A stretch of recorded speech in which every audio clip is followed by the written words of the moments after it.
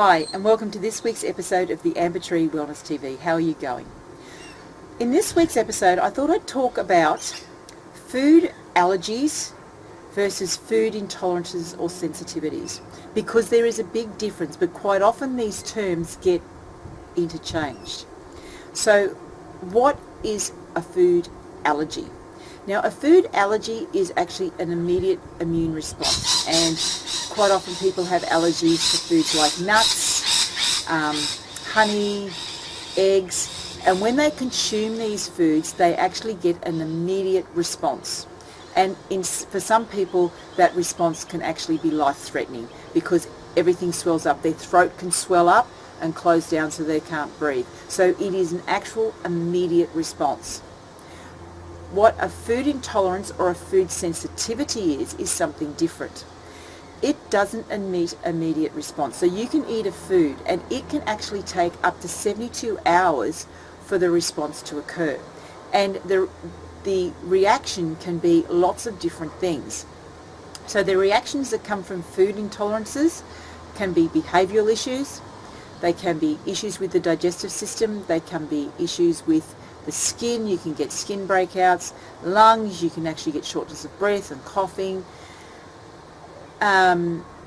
issues with the hormones, the reproductive system. So there's the far-reaching effects on food insensitivities and intolerances. The allergies are more urgent and they're more acute, and to manage them, most people who already know they've got those allergies, and they will carry EpiPens, they have antihistamines and everything available to take immediately. So that is what an allergy is. So, you know, when I hear people come in and say, well, I've got an allergy to milk, really what they mean is I've got a sensitivity to milk, and that means, and quite often what they really mean is I've actually got an issue with digesting that milk and I can't break that down properly and it makes me feel uncomfortable. So there are different terminologies. So I'm just going to go quickly more into what these food sensitivities are and what you can do about them.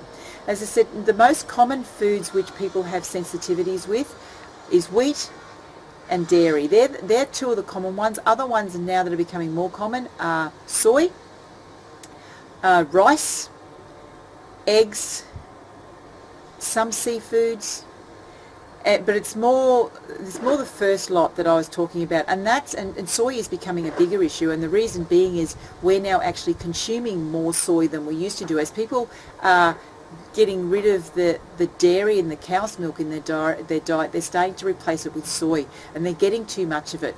And also with soy, the majority of soy around the world that is produced is actually genetically modified.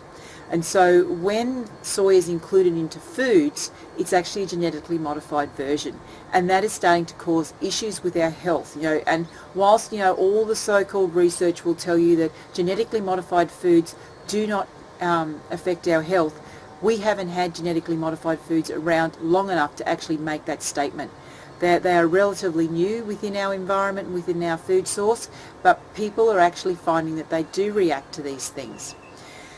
And also with soy is also included in lots of different products, particularly products that have fats in them, because they use a soy lecithin, which is emulsifier, just to stop the fats from breaking down. So a lot of processed foods which actually have fats in them will have soy in it, just to stop the breakdown and stop the fats from going rancid whilst they're still sitting in the packet. So when you're having foods, it's really sometimes very difficult to work out if you have a sensitivity, because when you eat something now, it could take up to 72 hours for that, for the symptom of that food to actually come out, which is why I recommend food diaries, that you actually record every single thing that you eat for 2 weeks, and also record every single symptom that you have. I generally tell people to remove those common sensitivities and then start reintroducing them one at a time and see what happens with the symptoms. This is a lot of hard work. You can do it quicker. There are blood tests. I have a blood test within the clinic which actually helps you work that out. But if you really want to do this yourself and work it out, it takes time. It's about eliminating all of the foods, spending 3 weeks or so without those foods in your diet so all of the symptoms settle down and they've all gone.